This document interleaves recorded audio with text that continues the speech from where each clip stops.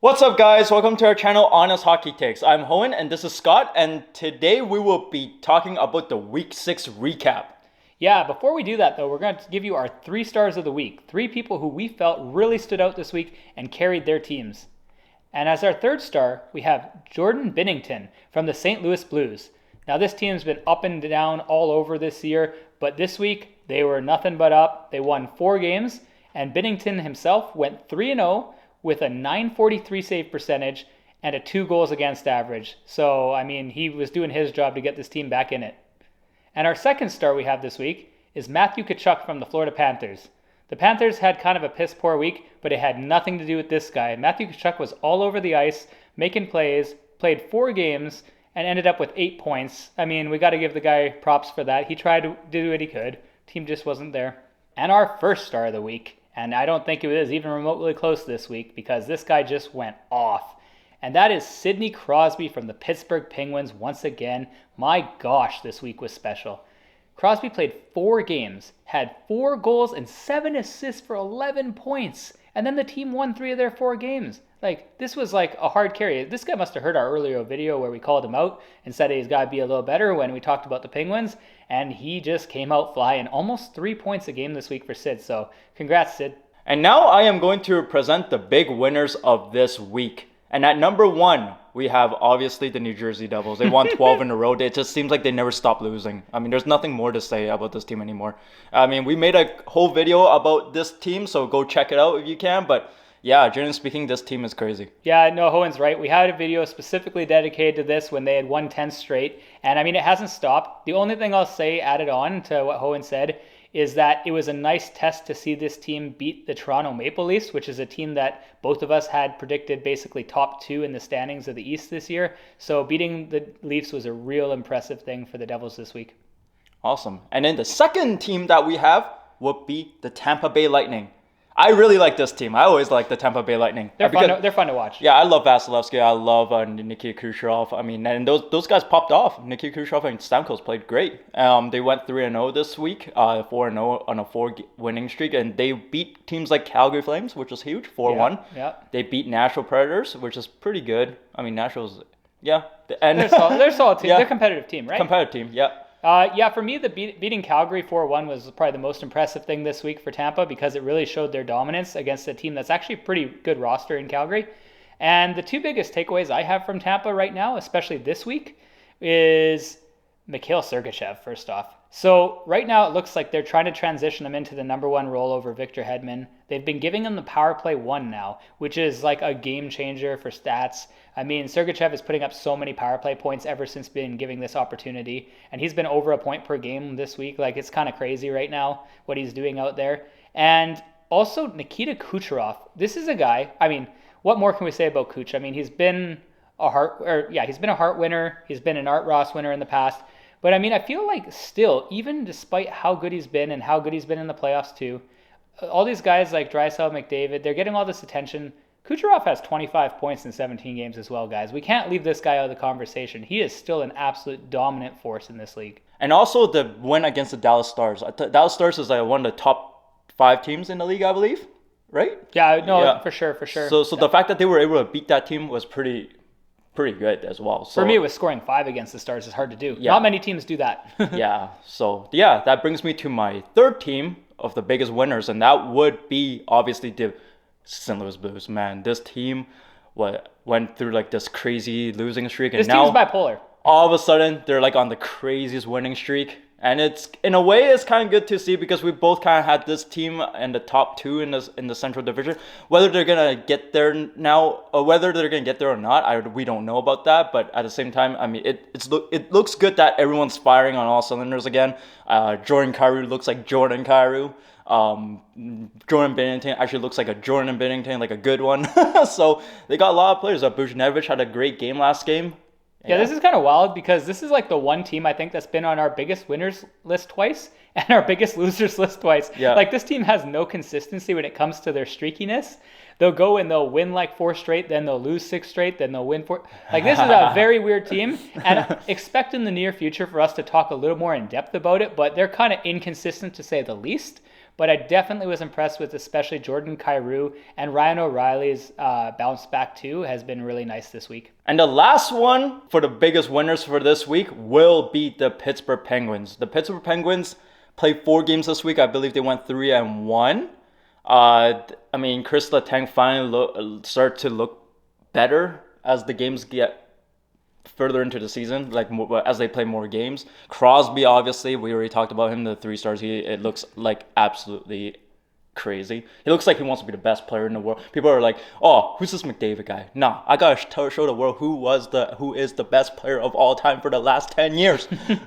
That's what he was doing. No, Crosby was a man on a mission this week. He definitely helped Pittsburgh's record a lot for the season now. And on top of that, Tristan Jarry's bounce back this week was pretty huge, because this is a guy who really has been struggling this year. His numbers have not been good. Like, he had well over a 3 goals against average. And then getting a shutout this week for him, I think, was massive for his confidence. And to just have this team bounce back, because they can't rely on scoring 4 or 5 goals every game to win games. Yeah, and Jason Zucker and Malkin look really good as well. Their top 6 is good. Like, right now, they're in a very good spot with their top 6, as long as they're healthy, knock on wood. Because I know this team's had troubles in the past staying healthy. But currently, as it is, I think their only real big weaknesses is getting the goalies to play consistent and the defense to be a little bit better than it's been. All right, and now for the more unfortunate part of the week, we will be talking about our biggest losers of the week, and I'm going to start with the Buffalo Sabres. Now, this one's kind of a bit of a sad story, guys, because I want to like Buffalo because, they've gone through a lot. Their fans have had to endure a lot of pain over the years. And they started out so good this year. Like, they were above 500. They looked like they were going to be a playoff team at some points. And now they're on an 8-game losing streak, and they've lost every game this week once again for the 2nd straight week.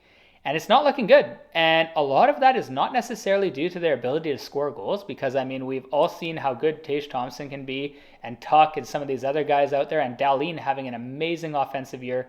But this team has to find a way to keep the puck out of the net.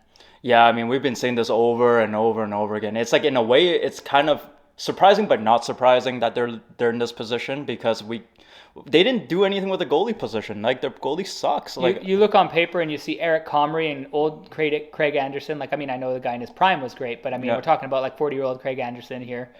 Like, they're not going anywhere with this goalie tandem. They have to go out and try to get someone that can actually be feasible for that number, at least a feasible goalie that can play the net. I feel like they kind of knew that they weren't going to be a playoff team this year because of how stacked the Eastern Conference was. Yeah. And they're kind of just burning a year with these 2 goalies as just being there. And then eventually they'll go out and try to add someone. Their offense has shown to really click. Jack Quinn is a positive. He has been a lot better lately, along with JJ Peterka. The young kids have shown promise. And obviously, like we've said several times, Dahlin has been really good. Tage Thompson has been amazing. Yeah. So they have some positives. I don't want to completely bag on the Sabres, even though they've lost 8 straight.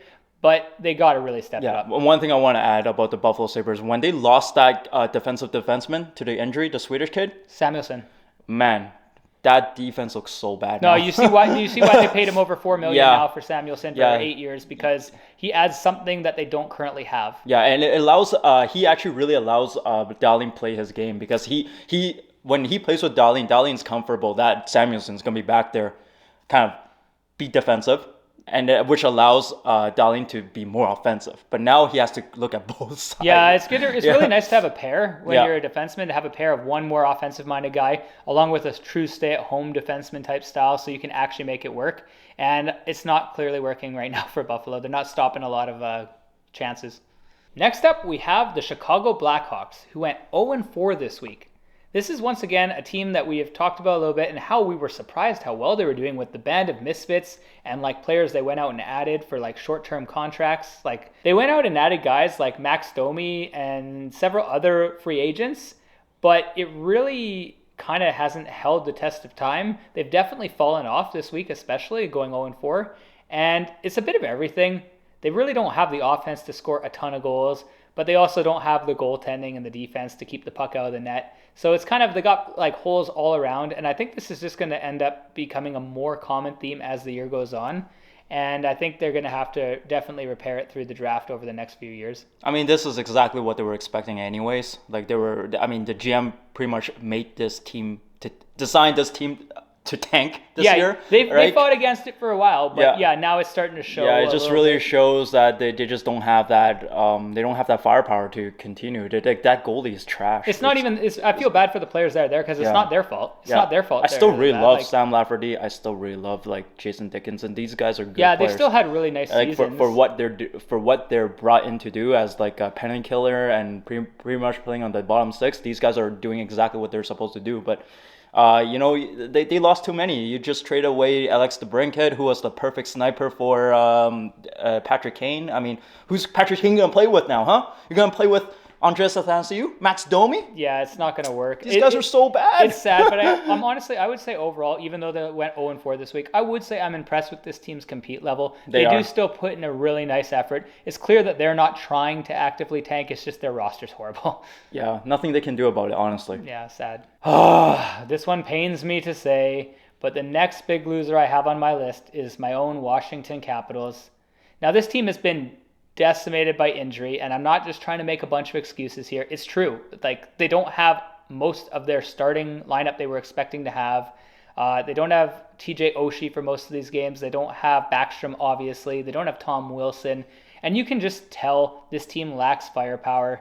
And the goaltending has been shaky at best as well. Adding Darcy was not a fix for these things. And just overall, I'm starting to realize there's really no path, I don't think, in the future for the Capitals to make the playoffs. I mean, that team is so old.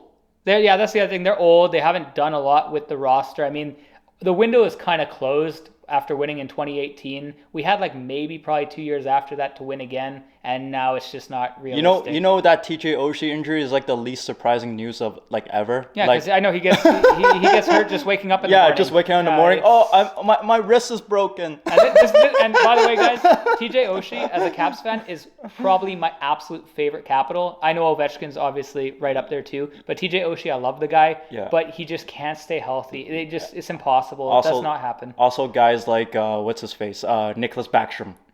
He's so injury prone. At this point, he might as well just retire. He might have to, honestly. Just for health reasons, he might have to. He every time he comes back, he's injured in 10 games. It looks like he might play 10 games this year. Yeah. So and then guys got Mantha. I don't even like Mantha on the team. I think you're not a big fan of him either. I would have loved to have Vrana, but Vrana's also injury prone. So it's what it is. I just fully expect it. At this point, this sounds awful. I would love to be bottom 5 and get one of those beautiful draft picks coming up this year. I mean, imagine Mishkov. I mean, he's been talking about getting Mishkov. I would love to have Mishkov, the new Ovechkin there. That'd be cool. But I don't know if the team will be that bad, sadly. What is the timeline on Tom Wilson? Yeah, he should be back next month. He should be back next month. And he's a big part of that team. Hey, he'll be back probably before the end of this year. So yeah, so it's going to be interesting to see when Tom Wilson come back how much he's going to change that team. Because he's still a very good player. It's a big ad. Yeah. And finally, for our last big loser of the week, this one infuriates me because this team should not be struggling this hard, especially with some of the competition that they played this week. And that is the Florida Panthers. They went 1-2-1, so they lost 3 of their 4 games. And they lost to the Columbus Blue Jackets. There is no excuse for this. This is embarrassing. Sorry if there's any Columbus fans out there, but a team like Florida should not have any business losing to the Columbus Blue Jackets. A lot of that, and a lot of these losses in general, at least half of them, came down to the poor play of Sergei Bobrovsky. To me, it's clear as day Spencer Knight is the best goalie on this team. It's not even a question. I thought that at the beginning of the year. I told Hohen that several times in private that I think this is going to become almost 50-50 or a 2/3 Spencer Knight timeshare type thing because Bobrovsky kind of sucks. I mean, this guy doesn't even get that many shots against him a lot of his starts, and he's just getting absolutely torched. And when a team like Florida is playing good enough to get 40+ shots on their opponent and only allowing 20, you're not supposed to lose those games. I mean, it's pretty bad when you play 4 games in the week and you only win 1 of them. As a team that won the President's Trophy. As a team that won the President's Trophy, you guys got to do better than that. I mean, it's pretty obvious. I mean, your defense is actually pretty good. It's really surprised me this year with Brandon Montour, how good he was. Forsling and Montour combo. It's been really nice. Getting Ekblad back, he's been good. Their scoring, Matthew Tkachuk has been unreal. I mean, he's in our second star this week. Barkov. That was the one thing. And honestly, Barkov's been good too. It's just he missed the game. One of the games with the cold, which is sad to see. Because, I mean, maybe that could have made the difference against the Stars because they almost came back and won that game. But just overall, the team doesn't seem to have the depth it used to have last year. You can tell. Yeah. Like you're watching it, it's not as deep. If you get an injury, it shows. Or if a player's sick, it shows. Because like this is not the same roster, and they're not going to score 6 goals a game kind of thing like they did last year. I feel like the bottom 6 of this team they lost so much in this bottom 6. They don't have Marchman anymore. They don't have a lot of the players that can contribute with scoring. Exactly. Yeah, it's just not there. Like it's just not there. I remember last year Marchman was a huge reason on that third line getting so many goals. Remember that? And I got to call out one guy here, other than Bobrovsky, who obviously I had that little tangent about, and that is Sam Reinhart is not playing up to expectation at all. He has really got to step it up. Like I really thought by now he would. I mean, same here. It's to the point where he's like playing a lot of third line minutes because the coach is just sick and tired of his play. Yeah, I mean, to be honest with you, Sam Bennett shouldn't be outperforming Sam Reinhart. No, for sure not. Sam Bennett has actually been playing really good. He had a great week. But the other Sam's not playing so hot.